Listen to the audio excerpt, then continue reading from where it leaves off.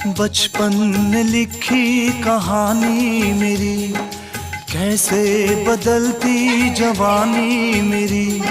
सारा समंदर मेरे पास है, एक बूंद पानी मेरी प्यास है, मेरी प्यास है, मेरी प्यास है।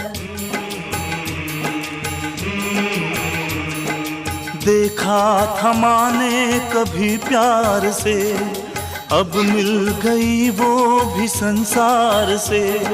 मैं वो लुटेरा हूँ जो लुट गया, माँ का भी आंचल कहीं छूट गया।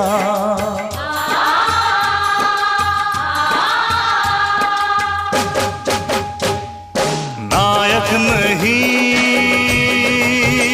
खलनायक हूँ मैं।